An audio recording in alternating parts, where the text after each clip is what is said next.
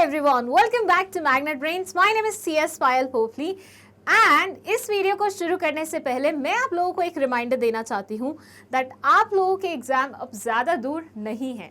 सो जिन students की preparation अभी तक नहीं कंप्लीट हुई है, प्लीज़ जाके जल्दी से अपनी प्रिपरेशन कंप्लीट करिए, क्योंकि मैं आप लोगों के लिए लेके आई हूँ सैम्पल पेपर की सीरीज़. यस, काफ़ी स्टूडेंट मुझसे रिक्वेस्ट कर रहे थे कि मैम सैम्पल पेपर सॉल्व करवाइए सो दैट हमें पता लगे कि हम कितने प्रोग्रेस कर चुके हैं. सो मैंने सोचा मैं आप लोगों के लिए 4 सैम्पल पेपर्स की एक सीरीज़ बनाऊंगी, जिसमें मैं आपको डिफरेंट चैप्टर से डिफरेंट क्वेश्चंस दूंगी इन डिफरेंट वे, जिससे आपको पता चले कि आपकी कमांड किसी कॉन्सेप्ट पे कितनी ज़्यादा है या कितनी कम है, और आपके कोर एरियाज कौन से हैं और आपके ग्रे एरियाज कौन से हैं जिन पे आपको ज़्यादा फोकस करने की ज़रूरत है. सो पहले तो ये समझ लो कि ये सैम्पल पेपर को तुम्हें तभी देखना है जब तुम अपनी पूरी प्रिपरेशन कंप्लीट कर चुके हो. टर्म 2 में जितने भी चैप्टर्स आने वाले हैं, अगर वो सारे चैप्टर्स तुमने अच्छे से पढ़ लिए हैं, तुम्हारे सारी कॉन्सेप्ट्स फिंगर टिप्स पे हैं, तभी इस वीडियो को मेरे साथ देखना, ठीक है. अदरवाइज अभी मत देखना बिल्कुल भी, जब तक प्रिपरेशन नहीं हो जाती, और उसके बाद आके देखना ताकि तुम्हें लगे कि हाँ कुछ किया है. अगर मैं यहाँ पे क्वेश्चन दिखाती जाऊँगी, आंसर दिखाती जाऊँगी, तो इस सैम्पल पेपर का कोई मतलब नहीं बनेगा आप लोगों के लिए, ठीक है. तो इतनी सी मेरी रिक्वेस्ट है, प्लीज इसे फॉलो करिएगा. और बिना टाइम वेस्ट करते हुए अब हम चलते हैं हमारे सैम्पल पेपर नंबर 1 पे, जिसका फर्स्ट क्वेश्चन है हमारा केस बेस्ड क्वेश्चन. और कितने मार्क्स का है ये? 4 मार्क्स का है. कैसे 4 मार्क्स का है मैं आपको बता देती हूँ. इसमें ना 4 अलग अलग MCQs पूछे हुए हैं, ठीक है. 4 MCQs आर देयर, और हर MCQ को 1 नंबर दिया हुआ है. तो 4 अलग अलग MCQs मिला के 4 नंबर का ये पूरा क्वेश्चन बनाएंगे. तो चलिए पढ़ लेते हैं इसे आराम से. मैं पहले इसका इंग्लिश पढ़ूंगी, फिर हिंदी करूंगी एंड थोड़ा सा साइड होंगी, सो दैट आपको अपने आप से इसे पढ़ना हो तो आप पढ़ सके, ठीक है. सो ये क्वेश्चन बोलता है, ABC Limited is a highly reputed company and many people want to join this company. The employees of this company are motivated and happy by the working of the company. The employees are rewarded in a way that it creates a feeling of ownership among them and at the same time make them contribute towards the growth of organization. Jain, seeing the immense growth opportunities, started reaching out to the employees of his company to understand how he can get an offer from the company. On inquiring, Amit said that he was introduced by the present marketing manager, Mr. Joe. Sumit said that he was directly recruited from IIM Bangalore, from where he was about to complete his MBA. Jain also got to know an interesting fact about the company, that the production target of the company is usually achieved with production ranging from 220 to 230 units per day. अगर आप देखें ना तो बहुत ही classy ये case study है. इसमें ना बहुत अलग अलग एस्पेक्ट्स कवर किए हैं. अगर आपने कहीं हाईलाइट किया होगा तो आपको पता चला होगा. मैं एक बार हिंदी बता देती हूँ इसकी. इट सेज ABC बहुत ही अच्छी रिप्यूटेड कंपनी है, और बहुत सारे लोग हैं जो इस कंपनी को ज्वाइन करना चाहते हैं. जिस कंपनी का एक बार नाम हो जाता है उसे बहुत लोग ज्वाइन करना चाहते हैं. Like magnet brains. Initially magnet brains उतना बड़ा ब्रांड नहीं था, तो बहुत ही सिलेक्टेड लोग आते थे यहाँ पे डेमो देने के लिए या फिर काम करने के लिए. लेकिन जैसे जैसे इसकी ग्रोथ लोगों को नजर आई तो फट से लोग आते हैं अब डेमो के लिए. तो इसका मतलब यही होता है, जब किसी कंपनी का नाम हो जाता है, रेपुटेशन बढ़ जाती है, तो वो कंपनी को ज्वाइन करने के लिए लोग बहुत उत्सुक रहते हैं. The employees of this company are motivated. ये कंपनी के एम्प्लॉयज जो है वो मोटिवेटेड हैं और हैप्पी हैं अपनी वर्किंग कंडीशन के साथ. मतलब कंपनी में इतना बढ़िया एटमोसफेयर है, इतना बढ़िया एनवायरनमेंट बना हुआ है कि everybody is happy working in that particular company. The employees are rewarded in a way that it creates feeling of ownership among them and at the same time make them contribute towards the growth of organization. लोग वहाँ पे काम करते करते इतना खुश हैं और उनको रिवॉर्ड में मिलता रहता है. कैसे मिलता रहता है? ऑनरशिप के फॉर्म में. थोड़ा सा ध्यान दीजिएगा, यहाँ पे कुछ लाइन लिखी हुई है, ठीक है. ये बोल रहे हैं, the employees are rewarded in a way that it creates a feeling of ownership among them. Reward ऐसे दिया जाता है कि उनको ऑनरशिप वाली फीलिंग आती है, और साथ ही साथ वो भी कंपनी की ऑर्गेनाइजेशन की ग्रोथ के लिए लगातार काम करते रहते हैं. Jain, seeing the immense growth opportunities, started reaching out to the employees of this company to understand how he can get an offer from the company. एक लड़का था जिसका सरनेम था जैन, वो इस कंपनी को ज्वाइन करना चाहता था, तो उसने क्या किया, इस कंपनी के एम्प्लॉयज से मिलना शुरू कर दिया कि पता तो लगे कि इस कंपनी के एम्प्लॉयज कैसे हायर होके इस कंपनी में आए हैं. जैसे होता है ना कि मैग्नेट ब्रेन्स में अगर मैं काम कर रही हूँ तो मेरे कुछ जान पहचान वाले लोग मुझे कॉल करके बोलेंगे कि बताओ ना इस कंपनी में रिक्रूटमेंट कैसे होती है. तो वही सेम चीज़ है, जैन वही कर रहा है, इस कंपनी के एम्प्लॉयज़ को पकड़ पकड़ के उनसे पूछ रहा है कि भैया तुम कैसे हायर किए गए. इंक्वायर करने पे पता चला कि अमित को प्रेजेंट मार्केटिंग मैनेजर जो है मिस्टर जो, उनकी रिकमेंडेशन पे इंट्रोड्यूस किया गया था. मतलब मिस्टर जो करके एक मार्केटिंग मैनेजर थे, उन्होंने अमित को इंट्रोड्यूस किया था इस पर्टिकुलर ऑर्गेनाइजेशन से, जबकि सुमित को IIM बेंगलुरु से डायरेक्टली उठाया गया था जहाँ पे वो MBA कर रहा था. जैन को साथ ही साथ एक और इंटरेस्टिंग फैक्ट पता चला कंपनी के बारे में कि यूजुअली इनका जो प्रोडक्शन रेंज होता है वो 220 टू 230 यूनिट्स पर डे जाता है. ठीक है, सो ये कुछ फैक्ट्स हैं इस कंपनी के बारे में और एक स्टोरी है काइंड ऑफ. अब इसके बेसिस पे क्वेश्चंस पूछे गए हैं, बट उससे पहले मैं आप लोगों को मौका दे रही हूँ, स्क्रीनशॉट ले लो. जो लोग पढ़ नहीं पाए थे मेरे साथ वो आराम से बैठ के पढ़ो, फिर उसके बाद आगे के क्वेश्चंस देखना, वीडियो को पॉज कर लेना. ओके, आई वॉन्ट सारे लोग इसमें पार्टिसिपेट करें. अगर तुम पार्टिसिपेट नहीं करोगे तो कोई सेंस नहीं बनेगा इस पर्टिकुलर क्वेश्चन का या सैम्पल पेपर का. चलिए, जो फर्स्ट क्वेश्चन यहाँ पे पूछा गया है वो ये है, which incentive is being highlighted in the lines, the employees of this company are motivated and happy by the working of the company. कौन से इंसेंटिव को यहाँ पे हाईलाइट किया गया है कि जो एम्प्लॉयज हैं इस कंपनी के वो बहुत ज़्यादा मोटिवेटेड रहते हैं और खुश रहते हैं और कंपनी में काम करके वो खुश हैं, मतलब वर्किंग कंडीशन से भी खुश हैं. The employees are rewarded in a way that it creates a feeling of ownership among them and at the same time make them contribute towards the growth of the organization. Employees को ऐसा क्या incentive मिल रहा है इस organisation में जिससे उन्हें ownership वाली फीलिंग आती है? कौन सा इंसेंटिव मिलता है जब ऑनरशिप वाली फीलिंग आती है? कंपनी के ऑनर्स कैसे बन सकते हो आप, थोड़ा याद करो. पे and allowances, stock option, profit sharing, bonus. बताइए, क्या बोनस कहीं मेंशन था कि एम्प्लॉयज़ को एक्स्ट्रा बोनस दिया जाता है जब भी वो अच्छा काम करते हैं? और क्या बोनस लेके किसी भी इंसान को ऑनरशिप वाली फीलिंग आएगी? बिल्कुल भी नहीं आएगी. प्रॉफिट शेयरिंग, हाँ, इससे ऑनरशिप वाली फीलिंग टू एन एक्सटेंट आ सकती है, लेकिन प्रॉफिट शेयरिंग का कुछ भी ऐसा मेंशन था? नहीं था. पे एंड अलाउंसेस के बारे में बात करी थी? नहीं करी थी. आंसर होगा स्टॉक ऑप्शन. जब हम एम्प्लॉयज़ को शेयर्स देते हैं जस्ट बिकॉज हम उनकी परफॉर्मेंस से खुश होते हैं, उन्हें रिवॉर्ड देने के लिए, तो उसे स्टॉक ऑप्शन बोला जाता है. एम्प्लॉय स्टॉक ऑप्शन भी बोलते हैं उसे.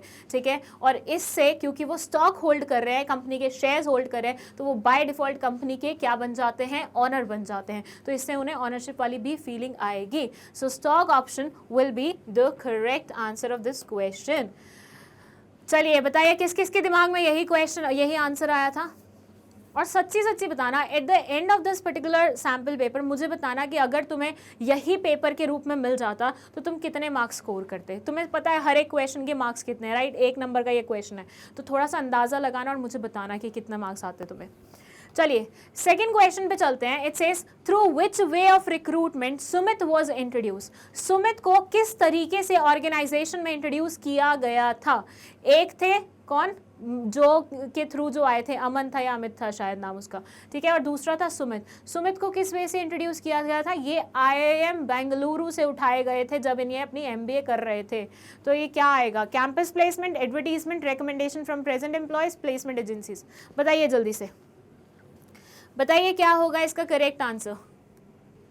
भैया इनको IIM बेंगलुरु से उठाया गया था. IIM Bengaluru is basically college से लेके आना किसी को क्या कहलाया जाता है? वो कहलाया जाता है campus placement. So Sumit ji की हुई थी campus placement. So A will be the correct answer of this question. चलिए let's move to the next question. दो क्वेश्चन हो चुके हैं 2 नंबर के. बताइए कितने हुए आपके अभी तक? Third question is, the production target of the company is usually achieved with production ranging from 220 to 230 units per day. Through which function the company establishes the aforementioned fact?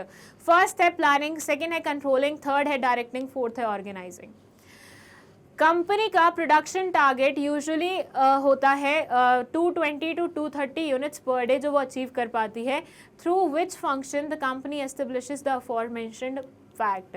Company कौन से function, जो management के अलग अलग functions होते हैं, कौन से फंक्शन को ध्यान में रखते हुए ये पर्टिकुलर रेंज पे पहुंच पाई है।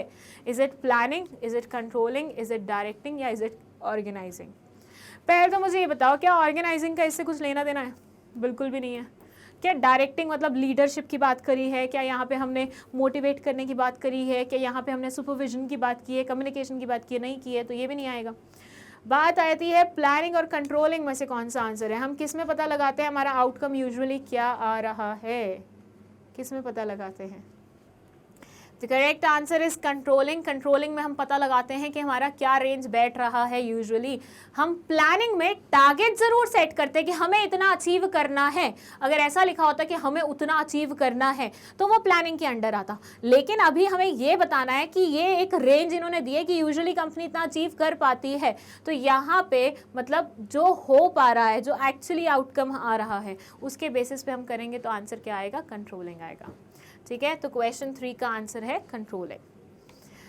क्वेश्चन 4, ये इस केस बेस्ड क्वेश्चन का लास्ट क्वेश्चन है। ये बोलता है through which way of recruitment Amit was recruited. देखिए वही अमित वाला भी आ गया कि अमित को कैसे इंट्रोड्यूस किया गया था ऑर्गेनाइजेशन में। अमित को लाने वाले कौन थे? मिस्टर जो थे, जो उस टाइम पे कंपनी में मार्केटिंग मैनेजर थे।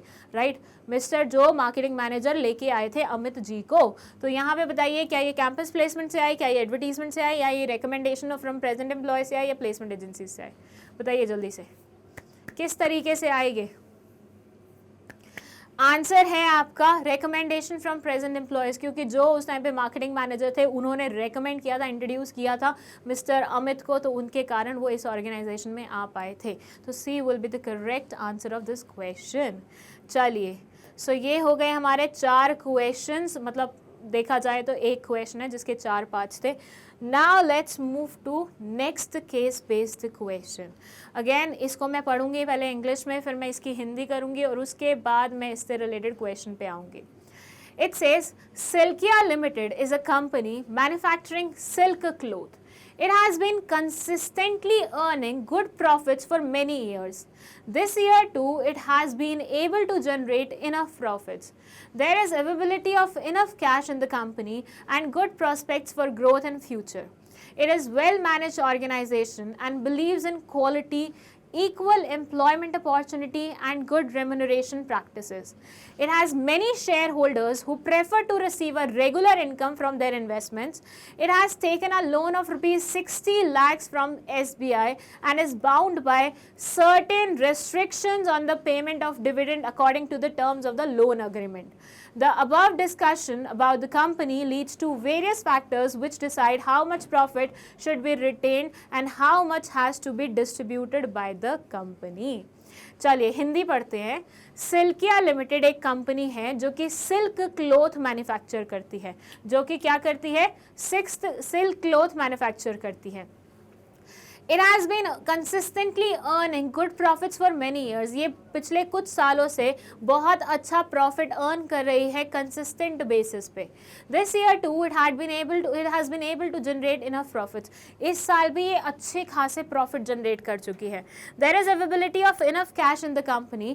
कंपनी में कैश की कोई कमी नहीं है और ग्रोथ प्रोस्पेक्ट भी काफ़ी अच्छे हैं। It is well managed organisation, काफ़ी अच्छे तरीके से मैनेज किया हुआ है इस ऑर्गेनाइजेशन को।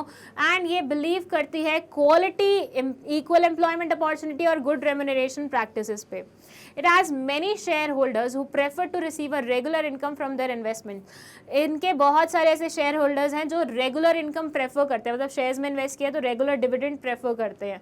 It has taken a loan of 60 lakh rupees from SBI। SBI से इन्होंने 60 लाख का लोन लिया हुआ है, जिसके चलते हुए SBI ने कुछ रेस्ट्रिक्शंस पुट किए हैं इनके ऊपर कि डिविडेंड आप एक लेवल के बियॉन्ड नहीं पे कर सकते हो लोन अग्रीमेंट के चलते हुए। यूजुअली जब भी आप लोन लेते हो बैंक से तो वो आपके डिविडेंड के ऊपर रिस्ट्रिक्शन लगा देते हैं कि आप इस लेवल के बियॉन्ड नहीं कर पाओगे, आप साल में एक बार डिविडेंड दे पाओगे, 2 साल में एक बार डिविडेंड दे पाओगे। तो ऐसे कुछ रिस्ट्रिक्शंस पुट की हुई हैं SBI ने इसके ऊपर। The above discussion about the company leads to various factors which decide how much profit should be retained and how much has to be distributed by the company. ऊपर बहुत सारी चीज़ें ऐसी दी गई हैं जो मदद करती हैं हमें ये डिसाइड करने में कि कितना प्रॉफिट हमें रिटेन करना है और कितना प्रॉफिट हमें डिस्ट्रीब्यूट करना है. ठीक है, तो ये है आपका केस. और इसमें क्या है, एक कंपनी है जो कि सिल्क क्लोथ बनाती है, काफ़ी अच्छा नाम है इसका, काफ़ी अच्छी चीज़ें हैं, इनकी पॉलिसीज़ बहुत अच्छी हैं, इक्वल एम्प्लॉयमेंट अपॉर्चुनिटीज़ पे बिलीव करती है, रेम्यूनरेशन बहुत अच्छे से देती है, शेयर होल्डर्स को रेगुलर इनकम देती रहती है. लेकिन SBI से इन्होंने लोन लिया हुआ है जिसके चलते हुए डिविडेंड पे करने पर कुछ रिस्ट्रिक्शंस हैं. और अब आपको बताना है कि अब आपको क्या बताना है वो मैं आपको बताऊँगी. ठीक है, बट उससे पहले आप स्क्रीनशॉट लो इसका फटाफट, और चाहिए तो रीड करो इसको आराम से. चलिए, इसका फर्स्ट क्वेश्चन जो है वो है विच type of financial decision is being talked about in the paragraph. Paragraph में किस चीज़ के बारे में बात हो रही है, समझ में आया आप लोगों को? कुछ लास्ट की कुछ लाइन पढ़ी थी हमने कि कंपनी डिसाइड नहीं कर पा रही कितना देना है कितना रखना है. इस पर्टिकुलर चीज़ को हम कौन से वाले डिसीजन में इंक्लूड करते हैं?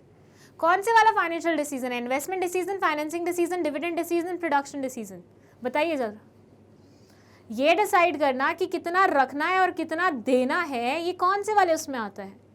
This comes under dividend decision, कि कंपनी कितना अपने पास रिटेन करे फॉर फ्यूचर ग्रोथ एंड कितना अपने शेयर होल्डर्स को डिविडेंड के रूप में बांट दे. ठीक है, बाकी सब चीज़ों के बारे में बात नहीं हुई, इस पर्टिकुलर चीज़ के बारे में स्पेसिफिकली बात हुई.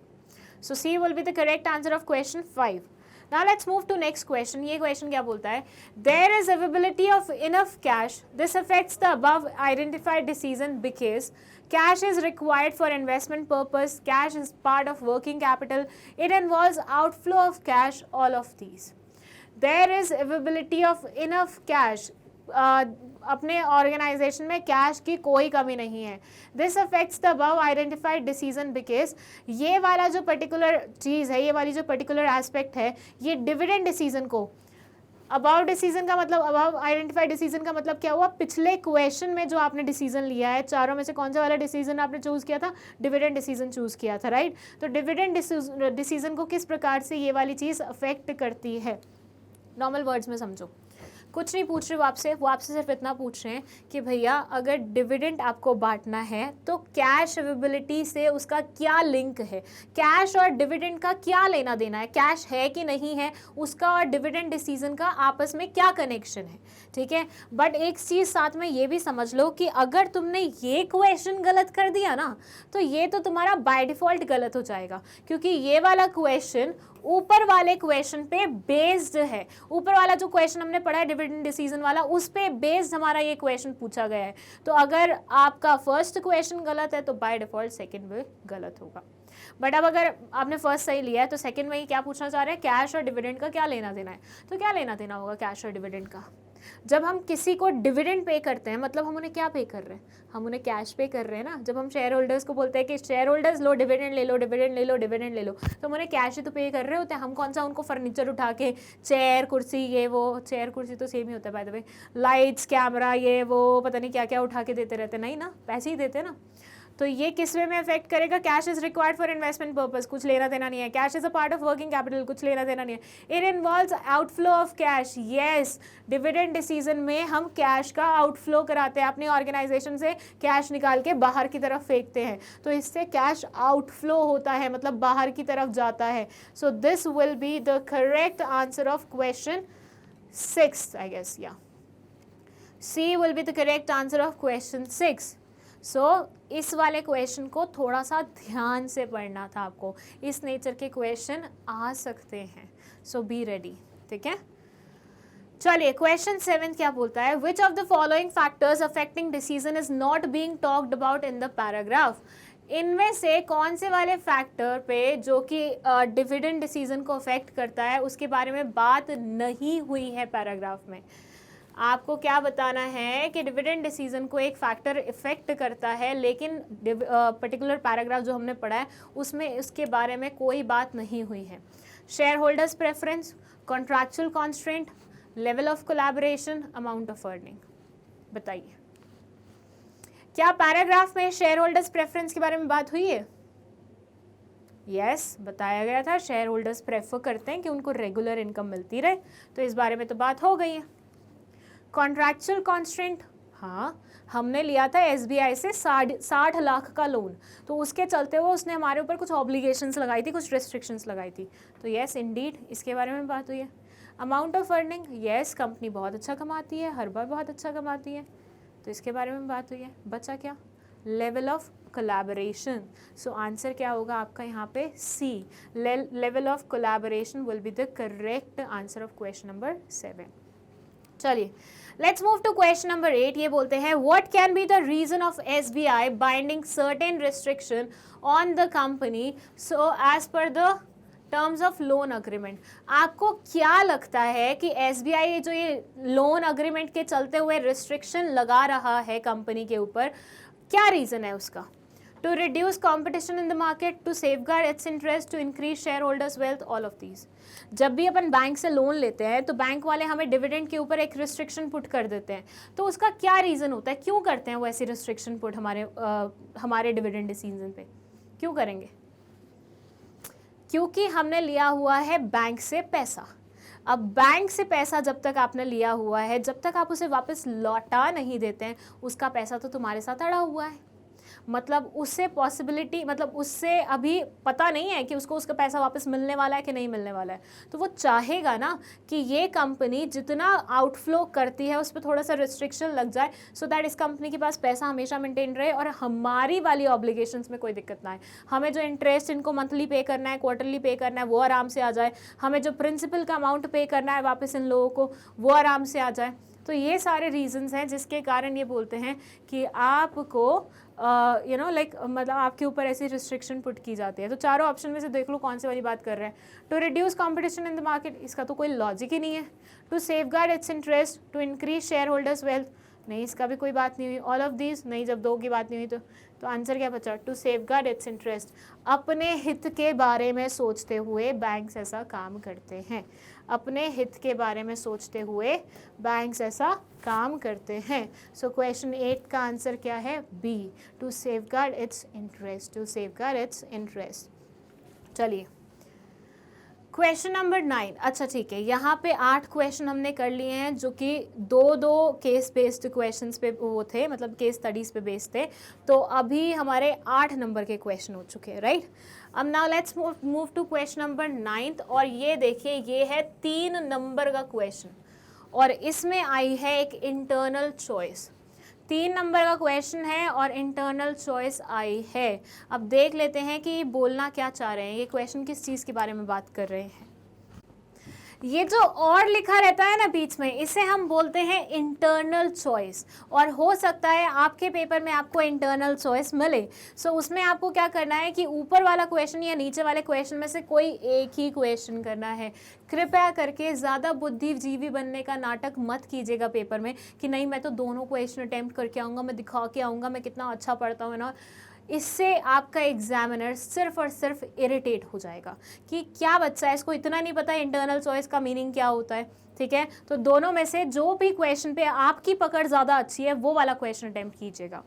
ऊपर वाला क्वेश्चन बोलता है expenses on training is an investment and not a wastage, clarify, also give any 2 advantages of training for the organisation. जो हम ट्रेनिंग के ऊपर एक्सपेंस करते हैं वो एक वेस्टेज ना होके बल्कि एक इन्वेस्टमेंट है। मतलब हमारे ऑर्गेनाइजेशन में जब हम एम्प्लॉयज़ को ट्रेनिंग प्रोवाइड करते हैं तो ट्रेनिंग पे ऑब्वियसली खर्चा होता है, तो वो जो खर्चा है ना वो हमारे लिए वेस्टेज नहीं है, वो हमारे लिए इन्वेस्टमेंट है। क्लैरिफाई कीजिए इसे। Also give 2 advantages of training for the organisation, साथ ही साथ आपको ट्रेनिंग के 2 बेनिफिट्स बताने हैं ऑर्गेनाइजेशन को, कौन कौन से 2 बेनिफिट मिलते हैं ट्रेनिंग के। ठीक है, इसके अलावा जो क्वेश्चन दिया हुआ है दूसरा, ये क्वेश्चन हमने बहुत बार पढ़ा भी है, 1-2 जगह आया भी था। ठीक है, इसमें एक सेंटेंस यूज किया गया है, are assets walk out of the door each evening, we have to make sure that they come back the next morning. हमारे असेट्स हर शाम को दरवाजे से बाहर निकलते हैं और बाहर जाते हैं और हमें इंश्योर करना होता है कि नेक्स्ट मॉर्निंग वो वापस आए। नारायण मूर्ति CEO इन्फोसिस ने ऐसा बोला था। Identify and explain the function of management stated in the above line. आपको पहले तो आइडेंटिफाई करना है कि कौन से वाले फंक्शन के बारे में यहाँ पे बात हो रही है मैनेजमेंट के, और फिर साथ ही साथ उसे एक्सप्लेन भी करना है। Also explain any 2 points of importance of this function. कोई भी 2 पॉइंट्स इस फंक्शन के आपको साथ में एक्सप्लेन करने हैं, ठीक है। सो ऊपर ट्रेनिंग क्यों हमें लगता है इन्वेस्टमेंट है इंस्टेड ऑफ वेस्टेज, और उसके 2 बेनिफिट्स, और नीचे मैनेजमेंट के एक फंक्शन के बारे में बात हुई है। कौन सा फंक्शन है पहले आपको वो समझना है, और उसके बाद उस फंक्शन के इंपॉर्टेंस के बारे में बताना है 2 पॉइंट्स अगेन, ठीक है। तो पहले ट्रेनिंग वाला क्वेश्चन कर लेते हैं। It says expenses on training is an investment and not wastage, as expenses incurred on training today will provide benefit to the organization for a long term in the form of increased efficiency in the business. अब एक example लेते हैं, ठीक है। चलो example में हम लेते हैं मुंशियों का एग्जाम्पल, ठीक है। मुंशी सुने हुए ना तुम लोगों ने, बचपन में मुंशी लोग रेड कलर की ऐसे बुक्स लेके बैठते थे, बही खाता बोलते हैं उसे। ऐसे होती है, रेड कलर का वो बना होता है और ऐसे खुलती है। तो ये मुंशी जी थे जो सारा अपना कैलकुलेशन अकाउंट्स का इस पे करते थे, ठीक है। ओके, फिर क्या हुआ, फिर इनके बॉस को समझ में आया, मतलब एक ही ऑर्गेनाइजेशन में बहुत सारे मुंशी थे, ऐसा मान लीजिए आप, बहुत सारे अकाउंटेंट्स थे। फिर इनके बॉस को समझ में आया कि आज की डेट में तो लैपटॉप्स और कंप्यूटर्स आ गए हैं। अब ये मुंशी पुराने ज़माने के थे, इनको तो लैपटॉप और कंप्यूटर समझ में नहीं आते थे, बट बॉस को ये भी पता था कि जो काम करने में ये पूरा पूरा दिन लगा देते हैं, लैपटॉप और कंप्यूटर की मदद से वो काम 2 घंटे में 1 घंटे में कंप्लीट हो सकता है। सो क्या हुआ, मुंशी आपने रखे हुए थे जो हाथ पे काम करते थे, बुक्स पे काम करते थे और पूरा पूरा दिन लगा देते थे वही काम करने में अकाउंट्स का।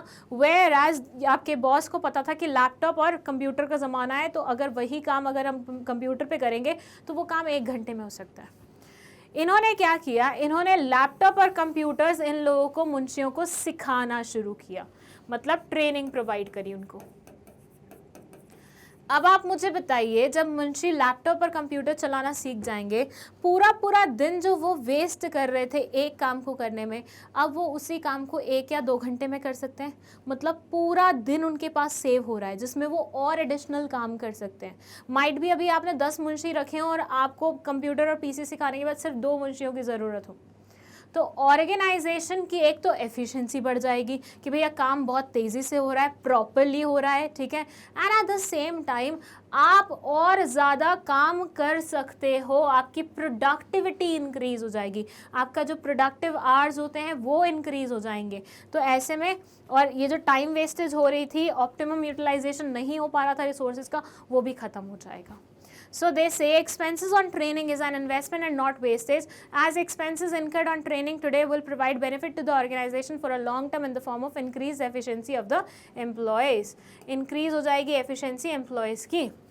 The benefits of training and development to an organization are as follows. First है, training is a systematic learning, always better than hit and trial method, which leads to wastage of efforts and money. भैया training एक systematic learning होती है जिसमें आप पूरा सिखाते हो सामने वाले को, जिससे क्या होता है, वो हिट एंड ट्रायल मेथड नहीं करते कि करके देख लिया सही हुआ दोबारा कर लेंगे, नहीं हुआ छोड़ देंगे, करके देख लिया सही हुआ दोबारा कर लेंगे, नहीं हुआ तो छोड़ देंगे। ऐसा चीज़ नहीं होती उसमें, क्योंकि वेस्टेज बहुत ज़्यादा हो जाती है। तो यहाँ पे ये सिस्टमैटिक लर्निंग होती है training. It enhances employees' productivity both in terms of quantity and quality, leading to higher profits. इससे प्रोडक्टिविटी इंक्रीज होती है, जैसे कि मैंने आपको एग्जांपल देते हुए बताया था कि प्रोडक्शन आवर्स आपके इंक्रीज हो जाएंगे, बिकॉज आप जल्दी से काम फिनिश कर पा रहे हो with the training that you got, ठीक है। तो क्वालिटी आपकी इंप्रूव हो जाएगी, क्वांटिटी मतलब आपकी प्रोडक्शन बढ़ जाएगी और आप हायर प्रॉफिट्स कमा पाएंगे। तो ये 2 बेनिफिट्स हो गए ट्रेनिंग और डेवलपमेंट के। चलिए, अब जो सेकंड क्वेश्चन पूछा गया था इंटरनल चॉइस का, उसमें बात करी थी कि हर रोज़ हमारे असेट्स यहाँ से बाहर निकलते हैं। आप मुझे बताइए, ऑफिस से क्या चेयर्स शाम को बाहर निकलना शुरू कर देते हैं कि आहिस्ता आहिस्ता जा रही हैं? ऐसे होगा तो कैसा हो जाएगा ना, कितना डरावना सीन हो जाएगा कि चेयर्स बिना खाली किसी उसके ऐसे निकले जा रही हैं, पीसीज उड़ के बाहर जा रहे हैं, कैमराज उड़ के बाहर जा रहे हैं, और भी जो सामान है सब उड़ के बाहर जा रहा है। ऐसा होते हुए देखा है कभी? ऑर्गेनाइजेशन से शाम के टाइम पे कौन बाहर निकलता है? लोग, ठीक है। और लोगों के बारे में बात हो रही है तो मैनेजमेंट के कौन से वाले फंक्शन में लोगों के बारे में बात होती है? मैनेजमेंट के स्टाफिंग फंक्शन में हम लोगों के बारे में बात करते हैं, ठीक है। तो staffing is one of the functions of management which relates to filling and keeping fill the position in the organisation structure. Importance of staffing is as follow. First है competent personnel. Staffing helps in discovering and obtaining competent personnel for various jobs. मतलब आपको staffing के चलते हुए competent personal मिल जाता है, मतलब जो ढंग का इंसान है, जो उस पर्टिकुलर पोस्ट के लिए बना हुआ है, जो उस पर्टिकुलर पोस्ट को अच्छे से संभाल पाएगा, वो मिल जाता है। और ये प्रिवेंट करता है shortage of technically skilled personal. Staffing is necessary. अगर आपको चाहिए आपके ऑर्गेनाइजेशन में जिस चीज़ की रिक्वायरमेंट है उसको फुलफिल करने के लिए एक इंसान वहाँ पे प्रेजेंट है, तो उसके लिए आपको स्टाफिंग करना पड़ेगा। आप अनस्किल्ड लोगों को नहीं रख सकते हैं, ठीक है, काम पे। Better performance. Staffing ensures better performance by putting right person on the right job. Staffing से आप सही इंसान को सही पोजीशन पे बिठा पाते हैं, जिसके कारण आपकी परफॉर्मेंस, मतलब आपके ऑर्गेनाइजेशन की परफॉर्मेंस भी बढ़ती है, and at the same time वो बंदा भी ऑब्वियसली अच्छा काम करेगा। चलिए, तो ये था आंसर। मैं एक बार आपको स्क्रीनशॉट लेने का समय दे दूं। ये 9th क्वेश्चन है और उसका फर्स्ट वाले का आंसर ये है, हल्का फुल्का, एंड सेकेंड वाले का आंसर ये है। 3 नंबर का क्वेश्चन है, उसके अकॉर्डिंग देख लीजिए इन्होंने कितना कंटेंट लिखा हुआ है। अगर आप इसे थोड़ा सा और भी ज़्यादा लिखेंगे तो चल जाएगा, ठीक है, मतलब नॉट बुरा नहीं है वो भी। अब आ जाते हैं हम 10वें क्वेश्चन पे, और ये क्वेश्चन भी अगेन आपका शॉर्ट आंसर टाइप क्वेश्चन है, तो 3-3 नंबर के ही है। ये भी 3 नंबर का, ये भी 3 नंबर का। State job enrichment and employee participation as non-financial incentives। आपको job enrichment और employee participation, non financial incentives जो होते हैं उनको एक्सप्लेन करना है। नॉन फाइनेंशियल इंसेंटिव्स कौन से होते हैं? जिसमें आपको मॉनेटरी गेन नहीं होता लेकिन कुछ सीखने को मिलता है, करियर में ग्रोथ होती है, या कुछ ऐसा इंटेंस कॉम्प्लेक्स नेचर का काम करने का मौका मिलता है। मतलब इसमें आपको पैसे नहीं मिल रहे हैं, मॉनेटरी गेन नहीं हो रहा, बट कोई और गेन ज़रूर हो रहा है। तो उसमें 2 नाम है, जॉब एनरिचमेंट, एम्प्लॉय पार्टिसिपेशन, दोनों के बारे में आपको लिखना है। How do they motivate employees, कैसे ये एम्प्लॉयज़ को मोटिवेट करते हैं वो बताना है। और इसी में इंटरनल चॉइस दी हुई है। आपको 3 अजम्पशंस मेंशन करनी है मैस्लो नीड हायरार्की थ्योरी की। मैस्लो नीड हायरार्की थ्योरी पढ़ी है ना, कि भाई सबसे पहले एक इंसान रोटी कपड़ा मकान ढूंढता है, फिर उसके बाद वो अपनी और बेसिक नीड्स पूरी करता है, फिर वो जाके लास्ट वाली नीड्स के ऊपर जाता है, राइट। तो नीड्स का एक हायरार्की होता है कि आप पहले ये नीड्स फुलफिल करेंगे, फिर ये। तो उनके उस पर्टिकुलर थ्योरी की कुछ अजम्पशंस थी, वो 3 अजम्पशंस बतानी है, ठीक है। चलिए शुरू करें। ओके, जॉब एनरिचमेंट में ये बोलते हैं, it means designing jobs that include greater variety of work content, require higher level of knowledge and skill, give workers more autonomy and responsibility, and provide the opportunity for personal growth and a meaningful work experience. If jobs are enriched and made more interesting, the job itself becomes a source of motivation to the individual. भाई अगर हम किसी इंसान को इस nature का काम दे दें जहाँ पे उसको बार बार अपने क्रिएटिव माइंड को इस्तेमाल करने का मौका मिल रहा है, जहाँ पे उसको अपने डिसीजन मेकिंग स्किल्स को इस्तेमाल करने का मौका मिल रहा है, जहाँ पे उसका दिमाग खुल रहा है, वो अच्छे से सोच पा रहा है, उसकी पर्सनल ग्रोथ हो रही है, वो बढ़िया बन रहा है लाइफ में, उसको कॉम्प्लेक्स नेचर के काम दिए जा रहे हैं, इंटेंस नेचर के काम दिए जा रहे हैं, जो कि उसको एक बेहतर सक्सेसफुल इंसान बनाने में मदद करें, तो ऐसे में अंदर से मोटिवेशन आती है। मुझे कोई ऐसा कुछ टास्क दे दे कि मैम आपको ये चीज़ पढ़ानी है, और वो चीज़ मुझे थोड़ा डराती है, मुझे लगता है यार पता नहीं मैं क्या कर पाऊंगी, कर भी पाऊंगी कि नहीं कर पाऊंगी। अगर मुझे वो टास्क मिल जाता है तो उस टास्क को करने के लिए आई विल बी ऑलवेज मोटिवेटेड, क्योंकि मुझे पता है मुझे उसको अच्छे से करके दिखाना है। वो मेरे लिए एक टास्क है, वो मेरे लिए एक kind of what we can say एक डिफ़िकल्ट चीज़ है जिसको मैं अचीव करना चाहती हूँ, ठीक है। तो जॉब एनरिचमेंट में हम कोशिश करते हैं कि भैया इसमें हम अच्छी क्वालिटी का ही वर्क कंटेंट दें किसी भी इंसान को। Employee participation, it means giving more autonomy and powers to the employees, it makes them feel that their jobs are important and this feeling makes them okay. चलिए, आप एक ऑर्गेनाइजेशन में काम कर रहे हैं, आप बहुत काम करते हैं, दिन भर काम करते रहते हैं, लेकिन सामने वाला इंसान आपके काम को एक्नॉलेज नहीं करता कभी भी। क्या आपका मन करेगा उस पर्टिकुलर एनवायरनमेंट में काम करने का? I tell you, I was working in an office, इससे पहले थोड़ा टाइम ही काम किया था मैंने वहाँ पे, लेकिन जो हमारे बॉस थे ना, मतलब मैं तो वहाँ पे उतना ज़्यादा काम करती नहीं थी, मैं तो सीखने के पर्पज से गई थी थोड़ा बहुत, लेकिन मेरी जो सीनियर थी वो बहुत काम करती थी। At times she used to like sit in the office at 9 बजे तक और काम करती रहती थी। जितना काम बताया जाता था उतना कंप्लीट करके जाती थी पूरा, मतलब अच्छे से मेहनत करके, अलग से दिखाई देता था कि लड़की मेहनत कर रही है। बट वो बॉस कभी उन्हें एक्नॉलेज ही नहीं करते थे, कभी तारीफ नहीं की, कभी अप्रिशिएट नहीं किया, कभी उनको फ्रीडम नहीं दी, हमेशा इंस्ट्रक्शन दी, मतलब कभी उनको ऐसा फील नहीं कराया कि हाँ you have the capability to do this particular thing.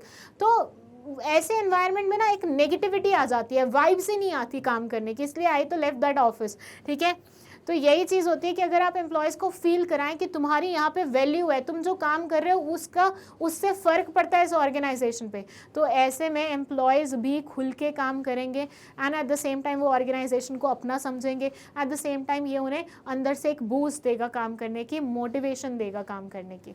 ठीक है, तो एम्प्लॉय पार्टिसिपेशन में ही आता है। एंड देन सेकंड क्वेश्चन था हमारा 3 assumptions Maslow need hierarchy theory के। ठीक है, तो ये 3 अजम्पशंस हैं, एक एक करके मैं आपके सामने रीड कर देती हूँ। फर्स्ट है, people are motivated by the unfulfilled needs and once a particular need is satisfied it ceases to be a motivating factor. जब तक किसी इंसान की कोई ज़रूरत पूरी नहीं होती तब तक वो उसे लेके बहुत ज़्यादा मोटिवेटेड रहता है।